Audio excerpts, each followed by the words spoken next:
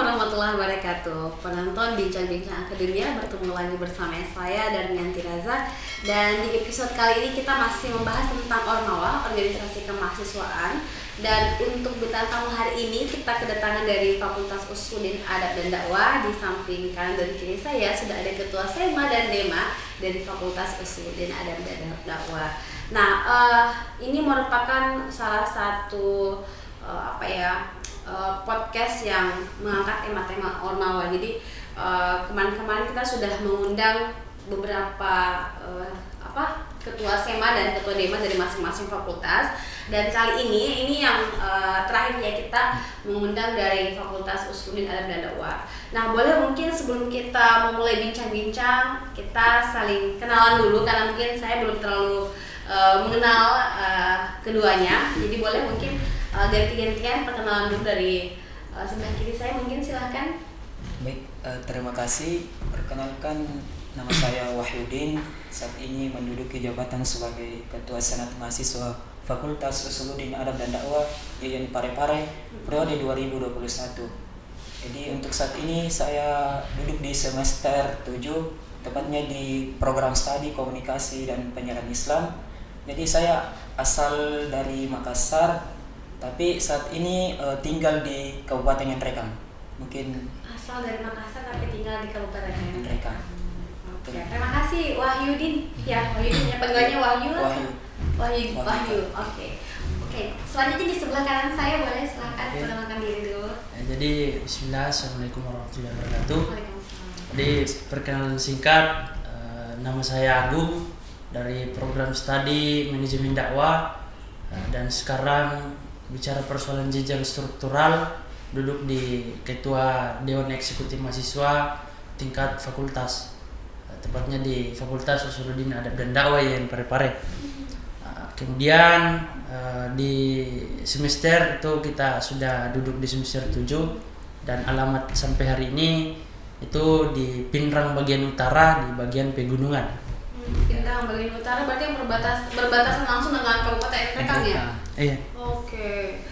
Jadi keduanya ini merupakan salah satu perwakilan dari masing-masing Sema dan Dema ya, seperti itu, organisasi Sema dan Dema. Dan sebelumnya saya mungkin ingin tahu terlebih dahulu apa sih sebenarnya yang menjadi motivasi mereka berkecimpung di dunia organisasi. Jadi apa sebenarnya yang menjadi alasan kalian bergabung dengan organisasi, terutama di dalam kaitannya dengan organisasi kemahasiswaan di kampus kita, seperti itu. Silakan, boleh dimulai oleh Wahyu. Oke, terima kasih.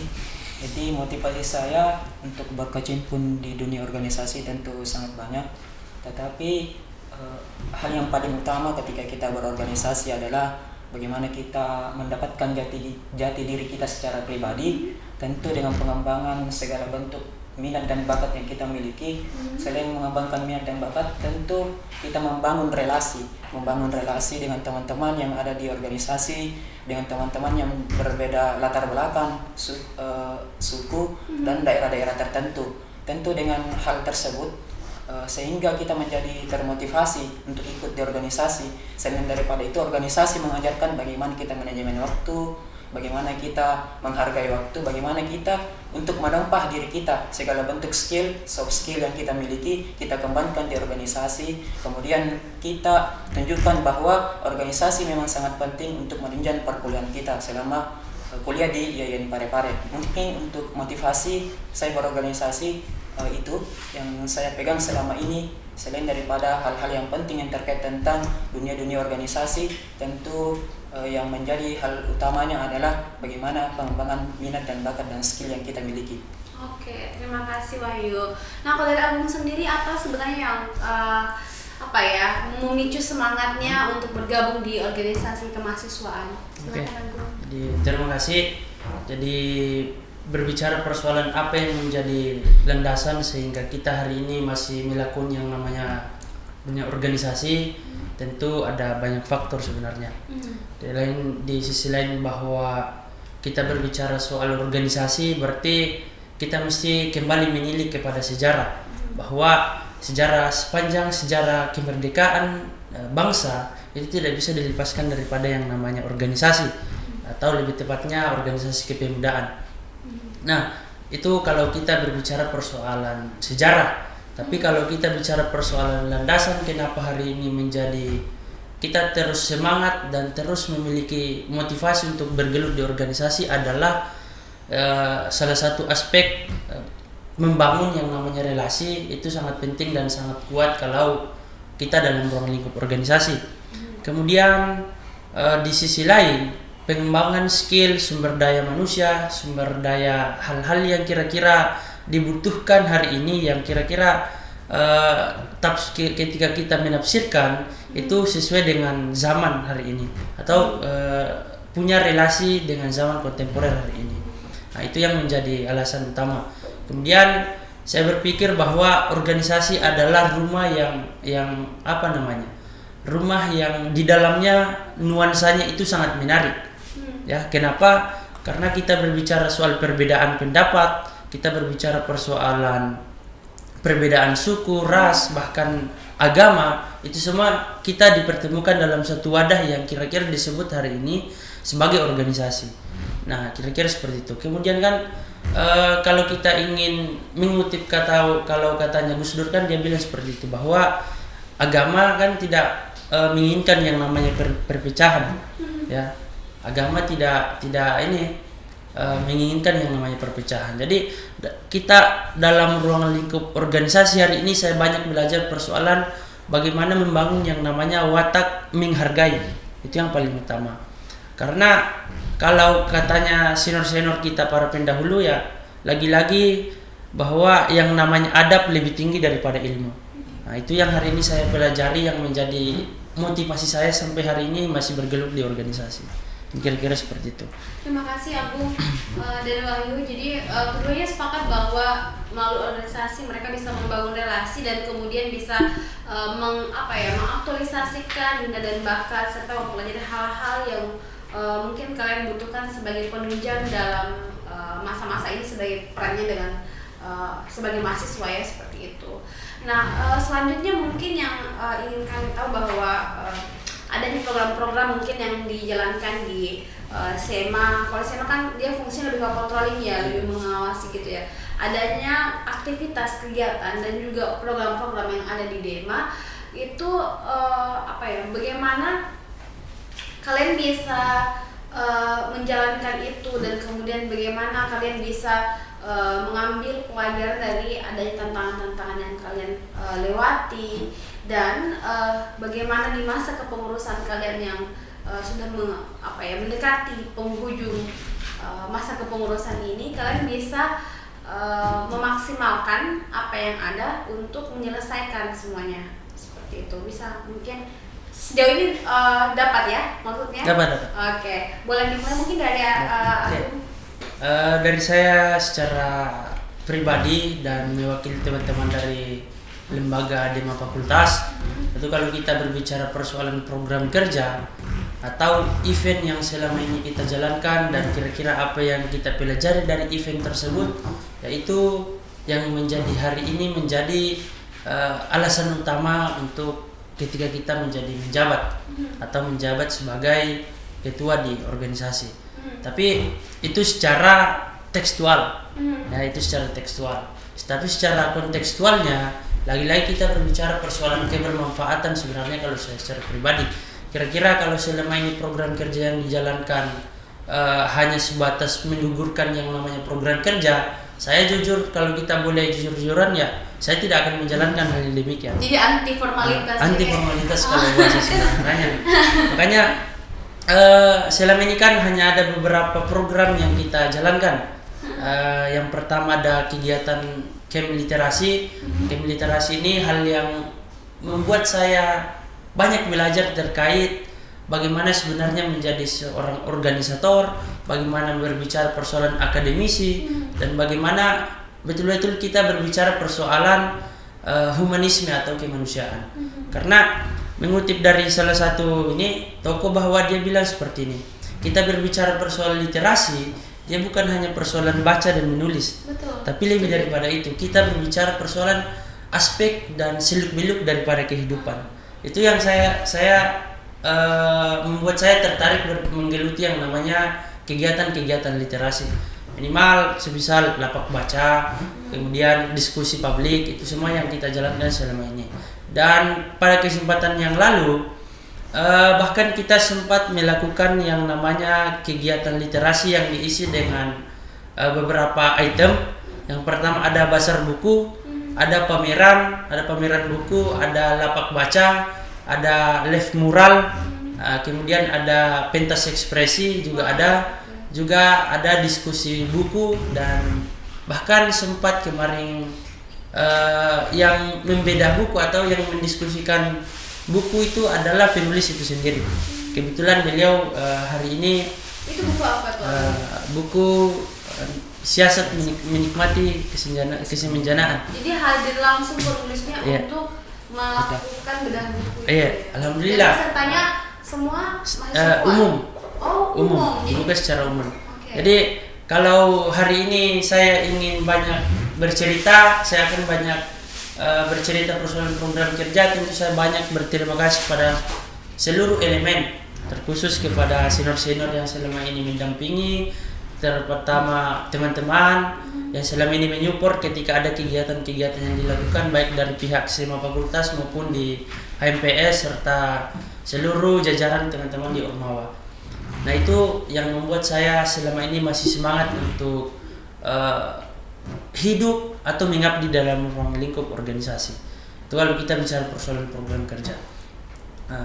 Karena ketika kita ingin menafsir atau menerjemahkan yang namanya kondisi hari ini, kultur yang selama ini kita bangun, dia mesti ditafsir kembali akibat kondisi pandemi hari ini. Betul sekali.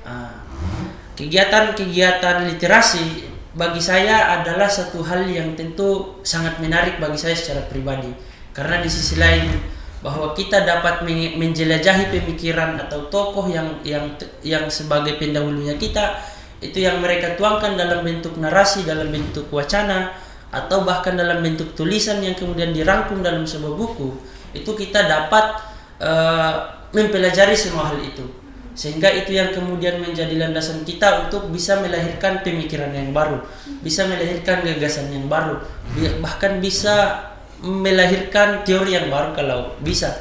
Nah, kira-kira begitu kalau kita bicara persoalan program kerja di wilayah literasi. Kemudian program-program yang lain ada kegiatan sekolah organisasi yang isinya kita belajar bagaimana memanajemen yang namanya organisasi, dan pesertanya itu dari mahasiswa PUAT itu sendiri, dan tujuan utamanya adalah bagaimana kita betul-betul sadar bahwa ternyata organisasi memiliki peran penting untuk peradaban. Nah, itu saya kira-kira yang ingin kita tanamkan kepada teman-teman mahasiswa, bahwa peradaban itu mesti dibarengi yang namanya organisasi. Sebab kalau katanya salah satu sastrawan ternama dari Indonesia kan, Pram dia bilang seperti bahwa didiklah rakyat dengan organisasi. Dia kan bilang seperti itu dalam bukunya. Berarti salah satu penggemarnya Pramudia Anantatur juga gitu ternyata. Oke. Jadi sedikit mengulas persoalan itu ya, bahwa ternyata sepanjang perjalanan kemerdekaan itu selalu diisi dengan yang namanya organisasi. Misal organisasi yang awal mula ada Budi Utomo yang lahir kisaran pra politik etis, kemudian ada syarikat Islam. Itu semua yang adalah bukti konkret ternyata organisasi punya peran penting untuk memajukan suatu peradaban. Jadi eksistensi organisasi terhadap kemajuan bangsa itu juga sangat berperan. Iya, itu bagi saya. Nampak bagi Agung gitu ya. Iya. Agung. Baik, kalau menurut Wahyu sendiri gimana terkait dengan program kerja yang ada di SEMA, meskipun SEMA ya fungsinya sebagai kontrol yang mengawasi ya, tapi tentunya ada kegiatan-kegiatan yang dilakukan oleh SEMA dan kemudian bagaimana membackup teman-teman yang ada di bawahnya seperti itu. Baik, ya, terima kasih. Jadi kalau kita berbicara persoalan senat mahasiswa, tentu tidak lepas daripada beberapa aturan yang mengikat dari senat mahasiswa itu sendiri. Jadi kalau kita berbicara persoalan program kerja, tentu senat mahasiswa tidak banyak daripada dari Dewan Eksekutif Mahasiswa, karena sifatnya senat mahasiswa adalah legislatif, sama seperti DPRD. Kalau kita berbicara persoalan negara, otomatis senat mahasiswa sebagai DPR RI. Kalau di tingkat institut ada senat mahasiswa institut, berarti dia setara dengan DPR RI. Sedangkan di tingkat fakultas itu ada senat mahasiswa fakultas setara dengan DPRD daerah atau DPRD provinsi. Jadi persoalan program kerja di senat mahasiswa itu tidak terlalu banyak, karena secara item apa yang tercantum dalam SK Dirjen atau Surat Keputusan Direktur Jenderal Pendidikan Tinggi itu dalam nomor 194961 itu dijelaskan beberapa item terkait tentang dari program kerja ataupun sifat dan fungsi dari senat itu sendiri, termasuk controlling atau sifatnya mengawas dari kegiatan yang dilakukan oleh senat Dewan Eksekutif Mahasiswa Fakultas dan himpunan mahasiswa program studi. Jadi selama ini program kerja yang kita gagas itu ada yang namanya RDP, rapat dengar pendapat. Jadi di RDP ini kita merancang sebuah undang-undang aturan yang akan berlaku selama kepengurusan, baik itu kepengurusan tahun ini dan akan diterapkan juga ke kepengurusan tahun depan ketika item-item yang ada dalam rancangan undang-undang ini disetujui oleh setiap mahasiswa, baik itu dari Dewan Eksekutif Mahasiswa Fakultas, Senat Mahasiswa Fakultas ataupun himpunan mahasiswa program studi. Jadi selain ada kegiatan rapat dengar pendapat atau RDP, ada juga sosialisasi undang-undang. Jadi sosialisasi undang-undang ini merupakan bentuk aktualisasi bagaimana kita menyampaikan undang-undang yang ada di tingkat fakultas kepada setiap mahasiswa yang notabene diwakili oleh Dewan Eksekutif Mahasiswa dan himpunan mahasiswa program studi. Itu beberapa item ataupun program kerja yang dirancang oleh Senat Mahasiswa Fakultas. Itu merupakan program kerja wajib yang tentunya perlu dijalani oleh Senat Mahasiswa Fakultas. Selain daripada rapat dengar pendapat tadi, sosialisasi undang-undang, juga ada beberapa program kerja lain yang tentu sifatnya controlling dan mengawasi dari kegiatan-kegiatan yang dilaksanakan oleh Dewan Eksekutif Mahasiswa Fakultas dan himpunan mahasiswa program studi. Itu beberapa. Selanjutnya juga ada program kerja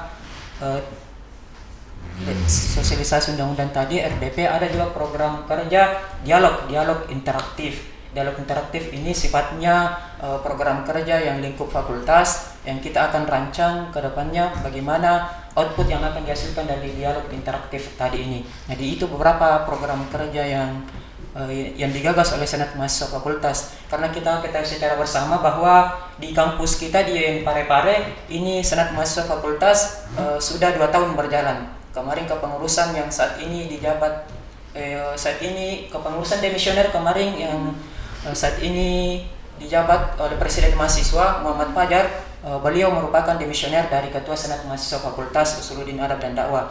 Jadi demisionernya kita adalah Presiden Mahasiswa saat ini. Jadi itu cikal bakal lahirnya atau munculnya Senat Mahasiswa di Fakultas itu diawali oleh senior-senior kita. Bagaimana senior-senior angkatan 2020 yang menjawab pada saat itu membangun Senat Mahasiswa Fakultas. Karena saya rasa dari beliau lah rahim dari Senat Mahasiswa yang ada di kampus UIN Parepare bisa berkembang hingga saat ini. Dan kita akui secara bersama bahwa kepengurusan beliau pada tahun 2020 kemarin memang kepengurusan Senat yang saya anggap cukup berhasil karena memupuk dari awal bagaimana perkembangan dan lahirnya Senat Mahasiswa Fakultas.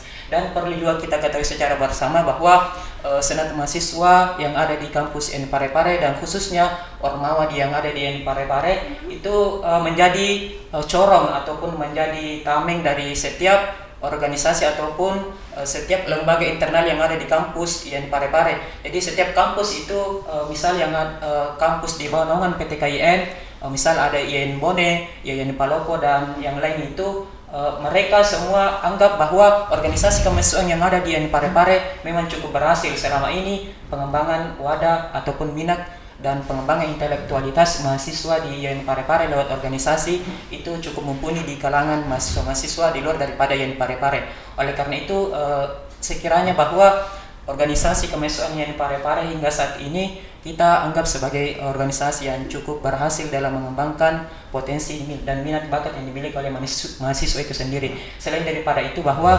organisasi kemahasiswaan mengajarkan kita bagaimana bentuk rasa solidaritas kita, membangun kebersamaan kita antara sesama mahasiswa yang ada di Parepare. Ya, itu kalau berbicara persoalan program kerja dari Senat Mahasiswa Fakultas itu tidak secara luas. Ya, seperti Dewan Eksekutif Mahasiswa, memang mereka memiliki program kerja yang cukup luas dan fleksibel. Kalau di Senat Mahasiswa yang sifatnya memang sudah ada di aturan bahwa ini program kerja yang dijalankan. Terlepas daripada itu, bahwa program kerja yang dijalankan oleh Senat Mahasiswa itu bermacam, bisa mengadakan sekolah legislasi atau seminar legislasi yang sifatnya mendukung persoalan perancangan undang-undang yang nantinya sebagai tongkat estafet kepemimpinan ke depannya. Mungkin begitu kalau persoalan program kerja dari Senat Mahasiswa Fakultas Suludin Adab dan Dakwah. Baik, terima kasih Wahyu dan Agung tadi terkait dengan program-program yang ada di Fakultas Usluddin Adab dan Dakwah, dan sudah disampaikan secara detail juga oleh Wahyu dan Agung terkait dengan bagaimana sebenarnya yang terjadi di dalam kepengurusannya di bawah naungan Dema, kemudian di bawah naungan SEMA seperti apa cakupannya dan skopnya seperti apa. Dan saya selanjutnya ingin bertanya nih, kalau di dalam kepengurusan organisasi tentunya tidak terlepas dengan yang namanya manajemen ya. Di kepengurusan di organisasi itu kita kenal ada yang time management, manajemen waktu. Kemudian bagaimana kita berusaha memanage stres, ada manajemen stres juga. Kemudian banyak hal yang perlu kita manage. Nah, biasanya nih dalam kepengurusan, dan ini lumrah terjadi ya, ada konflik. Nah, bagaimana kalian menyikapi konflik yang ada dalam organisasi berdasarkan pengalaman kalian sebagai ketua SEMA dan ketua DEMA? Karena kan sebagai pemimpin otomatis kalian punya peran penting nih dalam menyelesaikan konflik yang ada di kepengurusan kalian. Silakan Agung. Oke. Jadi bicara persoalan problem atau dinamika secara kelembagaan, itu adalah hal yang lumrah dan hal yang menjadi dasar sehingga kita bisa lebih dewasa dalam menyikapi suatu permasalahan. Kira-kira demikian kalau kita bicara persoalan dinamika atau problem, dia adalah alternatif lain untuk bisa mendewasakan diri. Nah, makanya kita bicara persoalan konflik, ya dia mesti memiliki yang namanya manajemen. Nah, kalau selama ini kita terapkan, kita gunakan pendekatan kultur. Kalau bicara persoalan meredam yang namanya konflik yang ada di internal, itu yang kita selama ini lakukan adalah menggunakan pendekatan kultur dan secara struktural. Karena secara kultural, apa-apa yang menjadi nilai, apa-apa yang menjadi substansi daripada permasalahan itu kita cari akarnya. Nah, kita mencari kira-kira siapa yang menjadi dalang daripada konflik itu sendiri, sehingga itu yang akan kita datangi untuk silaturahim, untuk bagaimana memecahkan konflik yang kita alami. Itu yang pertama. Kemudian selanjutnya adalah kita gunakan pendekatan senioritas. Jadi pendekatan senioritas, ketika ada perpecahan yang terjadi itu biasanya kita sowan ke senior, minta arahan ke senior, bahkan minta petunjuk untuk kira-kira dapat memberikan gambaran terkait manajemen konflik yang terjadi pada ruang lingkup FUAD itu sendiri. Karena di mana-mana antara yang namanya manajemen konflik itu kan kita sudah pasti mengetahui hasil akhirnya. Nah, kan kira-kira begitu. Nah, kemudian di luar daripada pendekatan kultur, kita juga menggunakan pendekatan secara struktural. Jadi kita tekan melalui aturan yang dibuat oleh teman-teman di Senat Mahasiswa untuk meredam ketika ada konflik yang terjadi. Kira-kira begitu. Nah, berdasarkan apa yang barusan disampaikan oleh Agung, pernah nggak Agung merasa sampai kayak menyerah mengurusi anak-anak saya bilang anak-anak yang di bawahnya Agung gitu, di bawah kepengurusannya? Pernah nggak, aduh saya sudah sampai di batas kesabaran saya, kalau memang ada konflik ya, kalau pernah mengalami konflik di dalam organisasi, pernah nggak Agung? Oke. Jadi bicara persoalan ingin menyerah atau tidak. Kalau Jadi ketika pernah kita nggak sampai di titik itu? kalau prinsip saya selama ini ketika ketika dirasa bahwa saya ini sudah mau menyerah, satu yang menjadi prinsip saya bahwa orang tua gagal memberikan kepada kita gelar jagoan ketika kita mundur daripada permasalahan itu sendiri. Oke. Kan begitu. Makanya itu yang menjadi motivasi saya secara prinsip secara pribadi yang selama ini saya gunakan untuk ketika ada suatu permasalahan yang kira-kira batas kemampuan kita untuk meredam sudah tidak cukup lagi.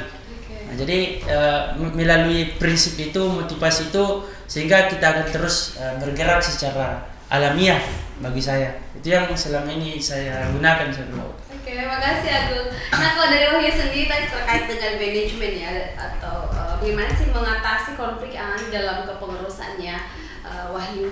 Ya baik, terima kasih. Jadi berbicara persoalan konflik ataupun problem, dinamika di dalam organisasi tentu tidak lepas daripada setiap organisasi, baik itu organisasi internal yang ada di kampus ataupun organisasi eksternal yang ada di kampus, tentu tidak akan terlepas dari yang namanya konflik ataupun problem. Jadi setiap problem ataupun masalah yang dihadapi tentu memiliki jalan keluarnya masing-masing. Berbeda persoalan konflik dan dinamika yang ada di internal senat mahasiswa fakultas, tentu ya lepas daripada setiap dinamika dan problem yang kita hadapi di senat mahasiswa, yang karena kalau kita berbicara persoalan konflik dan problem yang ada di senat mahasiswa tentu ada setiap organisasi punya, baik di senat mahasiswa fakultas itu sendiri, karena kita cuman 15 orang anggotanya. Jadi senat mahasiswa itu cuma berjumlah 15 orang. Jadi anggotanya juga seangkatan kita semua. Jadi semua ada di semester 7. Jadi persoalan konflik ataupun problem dinamika dalam kepengurusan tentu ada. Tinggal bagaimana kita melihat peluang ataupun bagaimana kita memecahkan konflik tersebut. Tentu ada jalan masing-masing ataupun metode-metode yang digunakan untuk menyelesaikan konflik tersebut. Ya, terlepas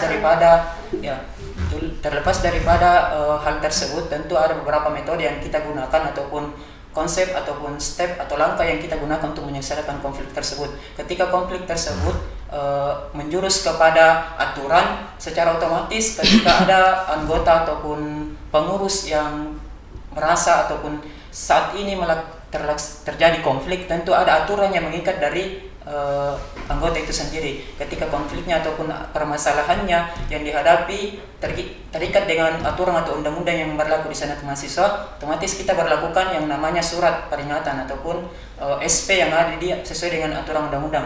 Tetapi ketika konfliknya berbicara persoalan psikologi ataupun berbicara persoalan konflik internal ataupun dua orang yang terjadi konflik, secara otomatis itu penyelesaiannya secara pribadi juga. Jadi kita menggunakan pendekatan persuasif yang selama ini digunakan oleh setiap orang. Bagaimana pemecahan masalahnya, tentu kita duduk secara bersama. Kalau senior-senior mengatakan bahwa kita adakan konsolidasi, artinya kita adakan pertemuan dengan orang yang terjadi konflik tersebut atau orang yang mengalami konflik secara langsung melalui forum konsolidasi ataupun diskusi persuasif tersebut. Kita keluarkan apa yang menjadi masalah dari problem sehingga terjadinya konflik tersebut. Yang melalui jalan tersebutlah maka kita bisa menyelesaikan konflik. Terlepas daripada itu ya tentu persoalan konflik ataupun problem tentu tidak akan terlepas dari kehidupan manusia, karena kita secara individualis ataupun manusia secara konsep memang memiliki idealisme tersendiri. Idealisme dari mahasiswa tentu menghadirkan ataupun dapat menghadirkan konflik itu sendiri, karena kita tidak pungkiri bahwa setiap orang ataupun setiap manusia itu yang namanya idealismenya ingin menang sendiri daripada setiap kegiatan yang ingin dilaksanakan olehnya itu melalui manajemen konflik ataupun melalui konsolidasi tadi kita bisa meredam yang namanya konflik yang ada di internal lembaga kemahasiswaan, baik itu organisasi kemahasiswaan yang ada di kampus ataupun organisasi kemahasiswaan internal kampus khususnya di senat mahasiswa fakultas. Tapi pernah nggak sampai pada titik bahwa sebagai ketua senat mahasiswa saya merasa gagal? Pernah nggak gitu? Pernah nggak mengalami? Kalau nggak pernah sih nggak apa-apa, cuman pernah nggak? Saya jadi penasaran saja ya. Pernah nggak Wahyu sebagai ketua SEMA itu merasa sebagai ketua SEMA saya merasa gagal. Pernah nggak ini dalam kaitannya dengan pembahasan konflik tadi itu ya, pengatasan cara mengatasi konflik tadi itu. Ya baik, terima kasih. Jadi persoalan pernahkah saya berada di situasi di mana konflik tersebut tidak bisa saya atasi secara pribadi? Ya tentu dalam pernah selama kepengurusan ini ya pernah terjadi konflik di internal kepengurusan. Akan tetapi itu bukan sebagai acuannya kita untuk mundur ataupun kita menyerah untuk mengurusi organisasi. Akan tetapi itu menjadi batu loncatan sebagai bahan pembuktian bahwa sebagai ketua senat mahasiswa itu kita punya, kenapa kita terangkat sebagai ketua itu artinya kita punya kualitas, kita punya hal yang tidak dimiliki oleh orang lain sehingga kita mampu duduk di jabatan ketua-ketua, apakah itu ketua organisasi kemahasiswaan ataupun ketua senat ataupun ketua dema dan ketua MPS. Jadi tentu kita punya jalan tersendiri ataupun konsep tersendiri bagaimana mengatasi konflik tersebut, terlepas daripada apakah saya pernah mengalami yang namanya titik terendah dalam mengurusi organisasi ataupun mengalami konflik. Ya tentu pernah, tetapi itu menjadi bahan motivasi saya, bahan batu loncatan saya bagaimana mengurusi senat mahasiswa, membuktikan bahwa ya di Fuad itu memang kita memegang tagline Fuad Harmoni. Jadi itu sebagai batu asalnya kita atau batu loncatannya kita bagaimana mengembangkan organisasi yang ada di fakultas itu sendiri. Oke, makasih Agung. Wahyu, jadi ketukar saya. Wahyu dan Agung ya. Nah, mungkin agak sedikit out of the box. Jadi kita sedikit menanyakan sesuatu yang mungkin sebelumnya ini saya mau tanyakan, pernah enggak kalau kalian berhubungan dengan pihak eksternal, ini kan pasti pernah nih audiensi kemana, atau pernah berhubungan dengan kegiatan-kegiatan yang ada di luar kampus, pernah enggak punya pengalaman lucu gitu? Pernah enggak punya pengalaman yang lucu atau pengalaman yang berkesan begitu yang bisa diceritakan sebagai bahan sharing aja, sebagai bahan yang mungkin bisa diambil pelajarannya oleh penonton bincang-bincang akademia. Mungkin dari siapa nih? Agung atau Wahyu dulu? Wahyu dulu ya. Karena tadi Wahyu langsung duluan ketawa nih kalau waktu saya bahas ada pengalaman lucu. Gimana, silakan. Iya baik, terima kasih. Jadi bukan pengalaman lucu tapi menegangkan sih. Menegangkan. Yang menegangkan. Berkesan, menurut saya berkesan. Jadi berbicara persoalan pengalaman ketika kita bergelut di dunia organisasi dan mendapat tantangan ataupun mendapat pengalaman di luar daripada organisasi internal kita, artinya eksternal kita. Jadi berbicara persoalan organisasi eksternal tentu ada banyak. Ada PMII, ada HMI, ada IMM. Jadi itu beberapa organisasi eksternal yang saat ini eksis di kampus. Jadi kalau berbicara persoalan bagaimana pengalaman, tentu saya memiliki pengalaman tersendiri ketika berhubungan dengan organisasi eksternal. Saat itu momennya saat demo perayaan menolak RUU rancangan undang-undang Cipta Kerja di kantor DPRD. Ketika saat itu pada saat kegiatan aksi demo menolak RUU Cipta Kerja di kantor depan DPRD, itu saya memiliki motivasi sendiri dalam diri saya bahwa saya berdiri atas nama organisasi eksternal saya, mengembangkan amanah bahwa sebagai seorang mahasiswa kita diajarkan di organisasi bagaimana loyal terhadap organisasi kita. Jadi berkat loyalitas tersebut kita tunjukkan bahwa organisasi kita terdepan dalam situasi dan kondisi tertentu. Misal dari ada aksi ataupun demo, tapi ini demo bukan persoalan kita anarkis begitu, akan tetapi bagaimana kita menunjukkan bahwa sikap mahasiswa yang selama ini dipandang oleh masyarakat bahwa demo itu sifatnya anarkis saja ataupun demo itu tidak memberikan pendidikan berkualitas kepada mahasiswa. Itu merupakan anggapan sebagian masyarakat. Akan tetapi kalau kita berbicara persoalan demo ataupun aksi yang membawa atas nama mahasiswa yang dilakukan oleh mahasiswa yang katanya sering bahwa demo yang dilakukan itu tidak berkualitas. Ya saya menegangkannya di mana nih Agung? Saya anggap yang menegangkan saat itu saat kita clash dengan polisi begitu. Clash dengan polisi saat itu saya sempat kena pukulan di depan kantor DPRD saat itu kalau tidak salah tanggal 8 Oktober 2020 pada saat aksi demo menolak rancangan undang-undang cipta kerja. Jadi saat itu saya kena pukulan, jadi saya anggap itu sangat menegangkan. Jadi terlepas daripada itu, memang aksi yang dilakukan pada saat itu dianggap bahwa aksi yang dilakukan pada saat itu aksi yang berdarah pertama di kota Parepare, karena memang banyak mahasiswa yang pada saat itu melakukan aksi berdarah. Itu anggapan banyak orang bahwa ini merupakan aksi yang sangat keras yang pernah terjadi di kota Parepare, karena ada beberapa orang dari organisasi yang lain juga berdarah. Oke. Saya sampai ketukar Agung sama Wahyu ya Agung ya. Nah, kalau dari Agung sendiri ada tidak pengalaman yang paling berkesan selama berhubungan dengan ini? Jadi pengalaman yang paling berkesan banyak sebenarnya, Bu. Mulai dari semisal ada pengalaman yang haru, sedih, bahagia, tegang, semua kita dapatkan di ruang lingkup organisasi. Karena Tapi yang paling berkesan? Yang paling berkesan sekaligus paling guyon. Nah, itu adalah suatu ketika saya silaturahim kepada senior, ya. Silaturahim kepada senior, kita sowan untuk minta arahan terkait apa ya yang akan kita lakukan. Di suatu ketika si senior ini bertanya bahwa apa kira-kira yang akan kau mau lakukan. Ya, jadi saya secara tanggung jawab, ya saya harus menjawab pertanyaan daripada senior terkait mekanisme dan konsep yang akan saya lakukan. Nah, ketika si senior ini bertanya bahwa apa yang selama ini kau lakukan mulai dari semenjak maba hingga bisa menjadi seorang ketua. Dan pada akhir itu saya teringat dengan perilakunya senior ini kepada saya pada saat pengkaderan. Nah, itu yang menjadi hal yang paling lucu bagi saya ketika senior ini menyuruh saya untuk membaca buku. Ya. Suruh baca buku. Suruh baca buku. Jadi setelah dibaca bukunya, kemudian kita presentasikan di depan beberapa teman-teman. Dan hari ini suatu ketika senior ini bertanya bahwa dia pesannya kira-kira seperti ini, bahwa ternyata apa yang kamu lakukan selama ini, apa yang kau tanam selama ini, itu yang akan kau tuai pada hari yang akan mendatang.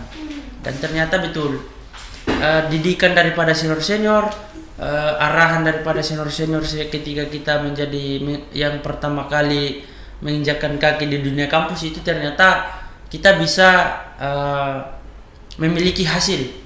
Jadi hal yang paling bisa belajar banyak begitu ya. Iya, kita bisa banyak belajar terkait kesan dan pesan yang akan kita lakukan dalam ruang lingkup organisasi. Jadi hal yang paling lucunya adalah saya sering merefleksi diri, saya sering merenungi diri terkait apa yang selama ini saya lakukan sehingga saya bisa menjabat menjadi ketua di Dema Fakultas. Dan yang selama ini ketika pasca merefleksi diri, saya teringat ketika melihat mahasiswa baru datang secara bergerombolan di dunia kampus, bahwa saya selalu mengingat bahwa saya pun pernah melakukan hal demikian, pernah di situasi yang sama. Jadi sehingga pada akhirnya kita bisa duduk di sini, bisa masuk di ruang lingkup organisasi yang notabene adalah salah satu organisasi tertinggi di tingkat fakultas, dan kita bisa menjabat di sana. Dan karena saya selalu meyakini bahwa apa yang kita tanam tentu yang itu yang akan kita tuai. Nah, kira-kira begitu untuk pesan dan kesan yang selama ini saya dapatkan di ruang lingkup organisasi. Oke, apa yang kita tanam itu yang kita tuai. Dan tentunya apa yang kalian sampai di fase ini ya sebagai ketua SEMA dan ketua Dema, tentunya tidak terlepas dari kritik dan saran dari orang-orang yang terdekat, baik itu yang berada dalam organisasi yang sama maupun mungkin di luar organisasi. Nah, pertanyaan saya berikutnya adalah bagaimana kalian ataukah adakah pernah kritik yang paling pedas yang pernah kalian terima, ataukah bagaimana kalian menyikapi kritik-kritik yang masuk kepada kalian? Jadi seperti itu mungkin. Jadi apa sih sebenarnya, atau pernah kalian mendapatkan kritik yang paling pedas, dan bagaimana menyikapi kritik tersebut? Boleh, silakan Wahyu. Ya, baik, terima kasih. Jadi hidup di dunia organisasi itu kita ya tentu kita tidak lepas dari yang namanya sorotan dari mahasiswa, baik itu dari mahasiswa baru ataupun mahasiswa kita anggap senior kita ya. Jadi terlepas daripada itu tentu ada banyak saran ataupun kritikan yang masuk kepada kita. Jadi terlepas dari kritikan dan masukan tersebut, tentu itu bukan sebagai bahan bahwa kita down dalam menjalani kepengurusan, akan tetapi itu sebagai batu loncatannya kita, sebagai motivasi kita bahwa senior menganggap bahwa ada kekurangan dalam kepengurusan kita. Artinya senior tersebut masih sayang terhadap kita, masih sayang dari organisasinya tersebut bahwa kamu memiliki kekurangan dari segi ini, memiliki kekurangan dari segi ini, memiliki kekurangan dari kepengurusan dan lain-lain sebagainya. Jadi kritikan ataupun saran yang diberikan oleh senior-senior itu kita jadikan sebagai bahan motivasi kita ataupun bahan pembenahan bagaimana membenahi organisasi kita ataupun organisasi yang kita cintai, yang kita urusi selama ini. Jadi tentu saya pribadi tidak lepas daripada kritikan ataupun saran yang diberikan oleh senior-senior. Selain daripada senior, tentu ada juga adik-adik mahasiswa baru yang memberikan masukan ataupun saran. Jadi setiap mahasiswa ataupun setiap organisasi itu tentu tidak akan terlepas dari yang namanya masukan ataupun saran yang diberikan bagaimana pengembangan ke depannya, bahwa ini yang perlu kita lakukan untuk mengembangkan organisasi, ini yang perlu kita laksanakan untuk mengembangkan organisasi ke depannya. Jadi mungkin begitu. Jadi Wahyu selalu welcome terhadap kritikan dan masukan yang berupa kritikan konstruktif ya, jadi kritikan yang membangun dan juga bisa membantu dalam memperbaiki apa yang ada. Baik, silakan selanjutnya mungkin dari Alvin sendiri gimana? Oke, jadi bicara persoalan kritikan, yang pertama dia sifatnya membangun, dia sifatnya memperbaiki yang namanya, atau dia bersifat apa ya, di luar daripada mengingatkan untuk kembali merefleksi bahwa ternyata ada suatu kekurangan, ada suatu keganjalan yang mesti kita tutupi.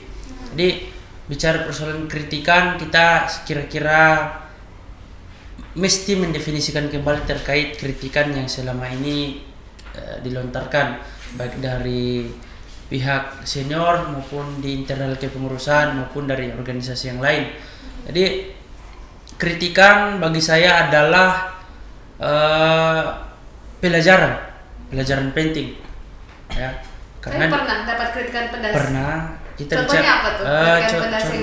Contoh sederhananya adalah yang selama ini kita hindari adalah persoalan pertanggungjawaban di kepengurusan. Artinya kita di jajaran Dewan Eksekutif Mahasiswa tentu di luar daripada agenda-agenda menggugurkan program kerja, kita pun mengawal aspirasi daripada mahasiswa yang ada di skala fakultas maupun di skala IAIN secara keseluruhan. Jadi kritikan yang sampai hari ini yang masih melekat bahwa ternyata kita tidak mampu mempertanggungjawabkan jabatan atau jabatan dan apa yang kita diamanahkan oleh mahasiswa itu sendiri. Nah, itu yang sampai hari ini menjadi pacu ya. Itu yang menjadi apa ya, kira-kira itu yang menjadi motivasi saya untuk terus bagaimana betul-betul ketika pasca kepengurusan atau sebelum selesainya kepengurusan, berakhirnya kepengurusan, saya harus memberikan pertanggungjawaban saya selaku Ketua Dema Fuad terhadap mahasiswa Fuad maupun secara keseluruhan mahasiswa yang Parepare. Karena saya akan selalu mengingat janji kampanye yang saya lontarkan ketika ingin mencalonkan. Sehingga pada akhirnya kritikan akan masuk ketika apa yang kita lontarkan pada saat kampanye itu kita tidak jalankan. Jadi kembali lagi pada saat di awal dulu Misi, ya, ketika mau mencalonkan janjinya apa, dan ketika dapat kritik dari mungkin teman-teman mahasiswa itu apa ya, kembali lagi ke masa-masa itu. Nah mungkin sebelum kita mengakhiri bincang-bincang akademi di episode kali ini, saya ingin mendengar closing statement dari keduanya. Mungkin dari Agung sendiri ada closing statement mungkin yang bisa disampaikan. Oke, Agung dulu yang mana nih? Agung atau Wahyu dulu? Agung dulu mungkin. Ya, ada closing statement yang perlu disampaikan untuk penonton bincang-bincang akademi. Silakan Agung. Ya, oke. Closing statement ya.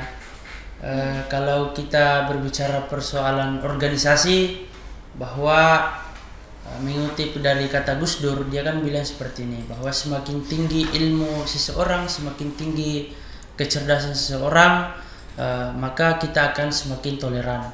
Artinya toleran, kita mesti saling menghargai antara sesama manusia secara umum dan secara khususnya antara kita bersaudara. Karena kalau dalam aspek ini ukhuwah ada kan banyak, ada ukhuwah Islamiyah, ada ukhuwah Basyariyah, bahkan ada ukhuwah Wataniyah. Jadi kita mesti saling menjaga antara umat manusia, sebab kita ini tak lain adalah bersaudara secara secara ideologi ya, atau secara biologis. Kemudian kan mengutip dari kata-katanya ini, si pendekar pena Junedi kan dia bilang bahwa semakin tinggi pengetahuan seseorang, kita mesti semakin mengetahui batasan, dan dia kan lanjut bahwa kita mesti mengajarkan kepada anak-anak kita terkait betapa pentingnya yang namanya menghargai orang lain, karena dia sama pentingnya dengan sesuap nasi kan, kira-kira seperti itu kalau adigiumnya beliau, yang selama ini mesti kita aktualisasikan dalam lingkungan organisasi. Artinya sederhananya, kita dalam ruang lingkup organisasi kita mesti saling menghargai, saling toleran, saling moderat. Artinya kritikan, ketika ada kritikan kita tanggapi secara positif tanpa memandang dari aspek negatifnya. Nah, kira-kira begitu kalau saya. Baik, terima kasih. Aku dari Wahyu sendiri closing statement-nya. Baik, terima kasih. Jadi terima kasih atas kesempatannya di kesempatan yang berbahagia kali ini. Jadi persoalan closing statement, jadi saya banyak berterima kasih kepada senior-senior saya yang selama ini memberikan kita pelajaran bagaimana hidup di organisasi, menjalani segala bentuk dinamika yang ada di organisasi, problem dan masalah yang dihadapi di organisasi. Tentu kita sebagai seorang mahasiswa memperlihatkan bagaimana jati diri kita sebagai seorang mahasiswa. Jadi sebagai mahasiswa kita tidak hanya kuliah saja, akan tetapi organisasi mengajarkan kita bagaimana manajemen waktu, organisasi lain mengajarkan kita bagaimana menyelesaikan pendidikan di kampus bagi saya. Karena selama hidup di dunia organisasi, baik itu organisasi eksternal ataupun internal yang ada di Parepare, dari organisasi lah saya belajar bahwa hal-hal yang sifatnya pemecahan masalah yang sifatnya besar itu kita bisa dapat dari organisasi. Karena jujur bahwa selama ini saya sudah hampir 3 tahun lebih yang ada di Parepare. Dari dunia organisasi saya banyak belajar bahwa di organisasi kita diajarkan seperti ini, terlepas daripada hal-hal yang sifatnya positif seperti menunjang perkuliahan, itu sudah banyak dibahas bahwa di proses organisasi, ketika seseorang berproses dan mengembangkan dirinya dan bakatnya di organisasi, maka dia akan menuai hasil dari proses tersebut. Itu terlepas daripada hal tersebut, tentu ada banyak hal yang lain yang perlu kita eksplor selama hidup di dunia organisasi. Selain daripada pengembangan minat dan bakat yang kita miliki, baik itu soft skill dan hard skill yang kita miliki dan kita kembangkan di organisasi. Jadi hal-hal yang terkait tentang pengembangan minat dan bakat yang ada di organisasi, karena kita ketahui secara bersama bahwa setiap organisasi memiliki tipe ataupun hal-hal yang memiliki perbedaan tersendiri dalam proses pengembangan dan peningkatan aktualisasi kehidupan dari berorganisasi yang ada di kampus. Jadi di organisasi kita diajarkan banyak hal. Jadi saya berterima kasih selama di Parepare saya sudah memiliki bergelut di beberapa organisasi. Jadi dari dunia organisasi saya belajar banyak hal, termasuk mencapai prestasi-prestasi yang selama ini yang memang saya raih, memang saya dapat dari dunia organisasi itu sendiri. Oke, makasih Wahyu, luar biasa. Nah, satu lagi mungkin tapi cukup dijawab singkat saja. Sebutkan satu nama tokoh yang sangat menginspirasi kalian dan sangat yang bisa mengantarkan kalian sampai di posisi ini. Sebutkan satu saja ya. Satu saja tokoh yang maksudnya senior atau senior. Kalian bisa memilih siapa saja. Cukup satu saja yang paling menginspirasi dan sangat berpengaruh dengan peran kalian sekarang di organisasi. Dari Agung dulu deh, sebutkan satu orang saja. Kalau saya yang memotivasi terus ya, dari aspek pemikiran mungkin yang sehingga kita bisa berbuat sejauh ini, saya selalu agungkan Gus Dur. Gus Dur, almarhum. Dan itu ya. Oke, kalau dari Agung sendiri, Wahyu sendiri gimana? Satu tokoh. Di luar dari orang tua atau di... Terserah siapa saja nih ya. Ya, Tokoh yang sangat menginspirasi dan berpengaruh dengan keberadaannya sekarang sebagai ketua SEMA. Saya kalau yang menginspirasi tentu orang tua. Orang tua yang menginspirasi saya bahwa kalau kau harus kuliah. Ini tokoh ya, Wahyu. Jadi selain orang tua. Selain dari orang tua. Tokoh. Selain dari orang tua ya siapa ya? Misalnya tidak memiliki tokoh tertentu, akan saya banyak tokoh-tokoh inspirasi yang pernah saya baca, yang pernah saya pelajari bentuk pemikiran dan konsep dia berorganisasi. Jadi banyak, tidak spesifik terhadap satu orang, tapi kalau disebutkan, kalau disuruh pilih satu orang, ini yang cukup sulit kalau kita berbicara persoalan tokoh yang menginspirasi dan tokoh yang menjadi panutan kita, tentu sulit menentukan satu di antaranya, bukan memilih, oke ya, tapi menyebutkan satu, bukan memilih siapa yang paling diidolakan, tidak seperti itu, cuman satu saja, salah satu di antara yang disebutkan. Siapa ya? Tadi kan Gus Dur nih kalau dari Agung, kalau dari Wahyu sendiri siapa? Sebenarnya tidak bisa menyebutkan tokoh yang mana, cuman ya menginspirasi ya banyak. Banyak ya, intinya kalau dari Wahyu banyak, sampai saking banyaknya tidak bisa disebutkan ya. Karena semuanya berpengaruh dan berperan penting dalam karirnya Wahyu di dalam organisasi. Orang tua tadi yang disebutkan orang tua. Oke, baik, penonton bincang-bincang akademia, di akhir perbincangan kita pada sore hari ini saya mengucapkan terima kasih banyak untuk kedua narasumber yang sempat hadir dalam kesempatan ini dari SEMA Fuad dan Dema Fuad, dan insya Allah apa yang disampaikan oleh para narasumber kita pada kesempatan ini dapat menjadi inspirasi tentunya untuk penonton bincang-bincang akademia dan menjadikan pembicaraan kita menjadikan orang-orang di luar sana merasa terbuka dan kembali melihat organisasi itu sebenarnya seperti apa dan bagaimana orang-orang di dalamnya menjalankan perannya seperti itu. Baik, di akhir perjumpaan kita saya menutup podcast bincang-bincang akademik kali ini dengan ucapan alhamdulillah, dan sampai jumpa di kesempatan lainnya.